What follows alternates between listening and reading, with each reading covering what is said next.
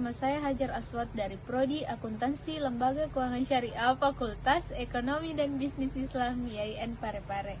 Di sini saya akan menjelaskan tentang sedikit apa sih itu pengertian orderan penjualan. Nah, orderan penjualan adalah maju mundurnya suatu perusahaan banyak dipengaruhi oleh dapat tidaknya perusahaan itu menjual produknya dan memasarkannya. Oleh karena itu, kegiatan penjualan merupakan kegiatan yang sangat penting dalam suatu perusahaan, sehingga bagian penjualan sering disebut sebagai ujung tombak bagi suatu perusahaan dalam mencapai target. Selanjutnya yaitu prosedur. Prosedur sangat tergantung kepada jenis kegiatan perusahaan jasa, dagang, industri, dan juga besar kecilnya perusahaan itu sendiri. Selain itu juga cara penjualan tunai atau kredit akan mempengaruhi prosedur yang dibuat oleh suatu perusahaan. Penanganan dibuat oleh suatu perusahaan. Kegiatan penjualan bagi perusahaan dagang yang memiliki standar prosedur operasional yang melibatkan bagian-bagian organisasi sebagai berikut. Nah, ada 4 bagian. Yang pertama yaitu bagian penjualan, kedua bagian kredit, ketiga bagian kasir, dan keempat bagian akuntansi. Sekian dari saya. Wassalamualaikum warahmatullahi wabarakatuh. Assalamualaikum warahmatullahi wabarakatuh. Perkenalkan, nama saya Aldana Sagita Wardani, NIM 19280082, Prodi Akuntansi Lembaga Keuangan Syariah. Di video ini saya akan menjelaskan lanjutan dari pemateri sebelumnya, yaitu penanganan order penjualan. Langsung saja, penanganan order penjualan. Order dari pembeli yang masuk ke perusahaan akan ditangani lebih lanjut oleh bagian penjualan, seperti nampak pada flowchart. Penanganan lebih lanjut order penjualan oleh bagian penjualan yaitu dibuatkannya faktur penjualan tunai untuk penjualan tunai dan surat order pengiriman untuk penjualan kredit. Untuk penjualan eceran, pembeli akan datang sendiri ke perusahaan atau toko dengan kegiatan memilih barang, membayar di kas, dan membawa barang sendiri dengan dilayani oleh pramuniaga. Berbeda dengan penjualan partai besar atau grosiran, biasa pembeli tidak datang ke perusahaan, tetapi cukup mengirimkan surat order pembelian. Jika yang diterima berupa surat order pembelian, maka bagian order penjualan sebelum memproses lebih lanjut, maka perlu meneliti surat tersebut. Hal-hal yang perlu diperhatikan. Yang pertama, keabsahan surat order pembelian dengan melihat nama, logo, cap perusahaan dalam surat tersebut.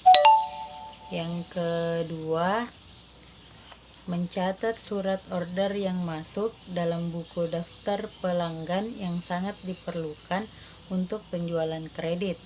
Ketiga, memperhatikan rencana pembayaran pelanggan tunai atau kredit. Hal ini diperlukan untuk membuat bukti transaksi. Jika tunai akan dibuatkan faktur penjualan tunai, tetapi jika kredit akan dibuatkan surat order pengiriman atau faktur penjualan kredit, tergantung prosedur yang dipakai.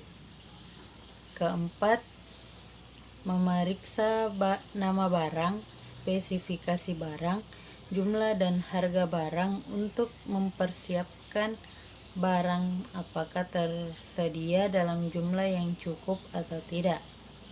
Yang kelima, tanggal barang tersebut diperlukan oleh pembeli. Hal ini menentukan kapan barang tersebut dikirimkan oleh bagian pengiriman. 6.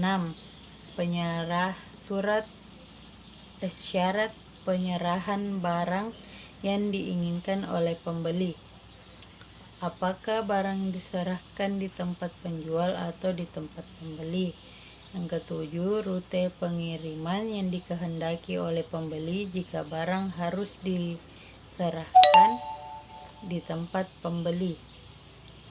Kedelapan, apakah syarat pembayaran yang tercantum dalam surat order pembelian telah sesuai dengan syarat pembayaran yang diberikan oleh perusahaan pada saat menyampaikan surat penawaran harga. Materi selanjutnya yaitu distribusi dokumen penjualan. Setelah kebenaran memeriksa keabsahan surat order pembelian, selanjutnya menyiapkan dokumen penjualan dan mendistribusikannya kepada bagian-bagian yang terkait.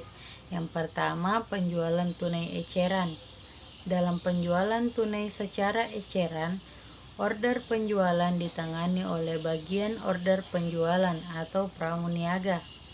Dokumen yang dibuat adalah faktur penjualan tunai atau nota tunai sebanyak 3 lembar dengan distribusi.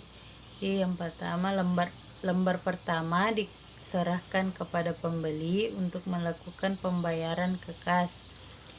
Lembar kedua diserahkan kepada pembungkus barang dan lembar ketiga diarsip bagian order penjualan menurut nomor urut faktur.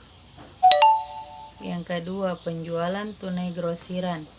Bagian order penjualan akan membuat faktur penjualan tunai sebanyak 3 lembar dan mendistribusikannya. Lembar pertama diserahkan kepada pembeli untuk melakukan pembayaran ke kas. Lembar kedua diserahkan kepada bagian gudang untuk menyiapkan barang yang tercantum dalam faktur dan kemudian menyerahkannya ke bagian pengiriman. Lembar ketiga diarsip bagian order penjualan menurut nomor urut faktur. Ketiga, penjualan kredit.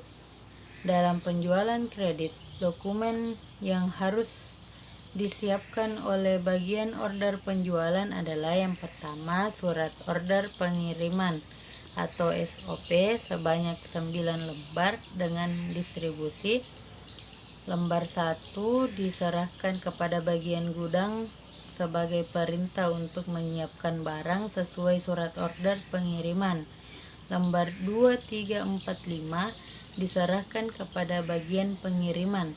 Lembar 4 sebagai perintah untuk mengirimkan barang dan lembar 5 untuk slip pembungkus. Sementara lembar 2 dan 3 untuk ditandatangani oleh perusahaan angkutan umum sebagai bukti penyerahan barang untuk dimuat atau sebagai surat muat atau bill of lading. Lembar 6 dikirim ke pembeli sebagai pemberitahuan bahwa surat pesanan dari pembeli sudah diterima dan sedang diproses. Lembar 7 diserahkan kepada bagian kredit untuk meminta otorisasi penjualan kredit. Lembar ke-8 diarsipkan menurut abjad di bagian order penjualan untuk kepentingan pelayanan kepada pelanggan dalam hal timbul pertanyaan mengenai barang yang dijual. Lembar 9 bersama surat order pembelian, surat order pengiriman lembar 7 yang telah diotorisasi diarsip menurut tanggal pengiriman sebagai arsip untuk kepentingan pengawasan pengiriman barang. Yang kedua, menerima kembali surat order pengiriman lembar 7 yang telah otorisasi bagian kredit, kemudian diarsipkan bersama surat order pembelian dan surat order pengiriman lembar 9. Yang ketiga, menerima kembali surat order pengiriman lembar 1 dan 2 dari bagian pengiriman sebagai pemberitahuan bahwa barang telah dikirim.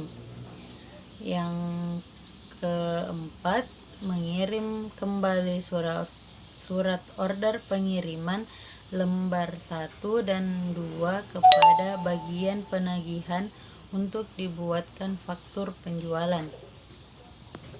Sekian dari saya. Wassalamualaikum warahmatullahi wabarakatuh. Baik, saya akan melanjutkan materi yaitu back order. Yang dimaksud dengan back order adalah jumlah sebagian pesanan dari pembeli yang tidak dapat dipenuhi penjual pada waktu yang diminta oleh pembeli. Dengan kata lain, back order merupakan sisa pesanan barang dari pembeli yang dikirim kemudian setelah tanggal yang ditentukan berdasarkan persetujuan pihak pembeli. Back order terjadi karena disebabkan jumlah barang yang tersedia lebih sedikit dari jumlah pesanan yang diminta oleh pembeli, sehingga terjadi kekurangan barang.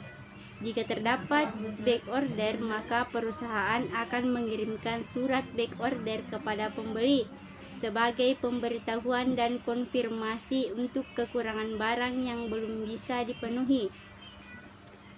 Selanjutnya, jenis-jenis dokumen transaksi penjualan. Yang pertama, surat perkenalan. Surat perkenalan adalah surat dari calon penjual kepada calon pembeli.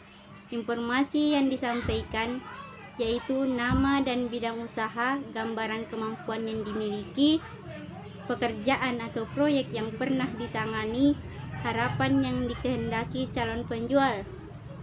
Yang kedua, surat permintaan penawaran. Surat permintaan penawaran adalah surat yang dibuat dan dikirimkan oleh calon pembeli kepada calon penjual untuk meminta penawaran mengenai barang atau jasa tertentu yang dibutuhkan. Surat permintaan penawaran memuat informasi mengenai nama dan jenis barang, ciri-ciri khusus, harga satuan, cara pembayaran, cara penyerahan barang, potongan, kemudahan yang mungkin diperoleh. Selanjutnya, surat penawaran. Surat penawaran adalah surat yang dibuat dan dikirim oleh penjual kepada calon pembeli untuk menawarkan barang atau jasa. Dua jenis surat penawaran. Yang pertama atas dasar permintaan penawaran, yang kedua atas inisiatif sendiri. Informasi yang terdapat dalam surat penawaran. Yang pertama, nama, jenis, merek dan tipe barang, kualitas dan kapasitas barang, harga, cara pengiriman dan cara penyerahan barang. Kemudahan bagi pembeli. Sifat penawaran terbagi menjadi 4. Yang pertama, penawaran bebas, penawaran terikat, penawaran berjangka, dan surat pesanan atau order pembelian. Surat pesanan adalah surat yang dibuat oleh pembeli yang ditujukan kepada penjual dan berisi pesanan barang atau jasa tertentu. Surat pesanan memuat informasi mengenai nama, jenis, tipe dan ciri barang, jumlah barang, cara pembayaran dan cara penyerahan pengiriman. Surat order penjualan. Surat order penjualan merupakan dokumen pokok untuk memproses penjualan kredit kepada pelanggan. Surat order penjualan memuat informasi mengenai nama, spesifikasi, kuantitas dan kualitas barang. Yang kedua, kuantitas back order dan kode barang. Yang ketiga, harga per unit. Keempat, tanggal dan nomor order penjualan, tanggal dan nomor order pembelian, petugas penjualan, tanggal dan rute pengiriman. Selanjutnya, surat pengiriman barang atau deliver order. adalah surat yang dikirim oleh penjual kepada pembeli untuk memberitahukan bahwa pesanan sudah diterima dan barang sudah dikirim ke pembeli. Fungsi surat pengiriman. Yang pertama, untuk meyakinkan pembeli. Kedua, pedoman pengiriman. Tiga, alat pengecek. Dan empat, alat penagih. Surat pengiriman barang memuat informasi mengenai nama dan jenis barang yang dikirim, jumlah barang, harga barang, kualitas barang, cara pengangkutan dan pengepakan, keterangan lain yang dilampirkan. Selanjutnya ada surat pengaduan. Surat pengaduan adalah surat yang dibuat pembeli kepada penjual dengan maksud memberitahukan bahwa barang-barang yang dikirim tidak sesuai dengan pesanan, ketidaksesuaian barang yang dipesan dengan barang yang diterima, seperti barang hilang atau rusak, kekurangan barang, kualitas barang tidak cocok, pengiriman terlambat, kesalahan yang tak terduga. Surat pengaduan berisi hubungan surat pengaduan dengan surat pengiriman barang, penjelasan pengaduan, contoh penyimpangan dan bukti-buktinya, cara penyelesaian dengan tegas. Surat pengiriman pembayaran adalah surat yang berisi mengenai pemberitahuan kewajiban pembayaran kepada pembeli. Surat pengiriman pembayaran memuat informasi mengenai jumlah barang yang diterima. Yang kedua, harga yang seharusnya. 3. Waktu pembayaran. 4. Cara pembayaran. 5. Besarnya pembayaran. 6. Bukti pembayaran.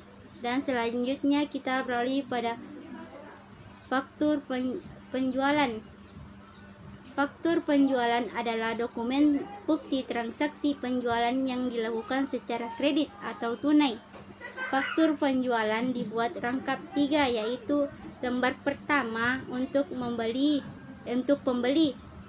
yaitu warna putih, lembar kedua untuk penjual yang berwarna kuning, lembar ketiga untuk arsip. Sekian dari kelompok kami. Mohon maaf atas segala kekurangan dan kesalahan kami.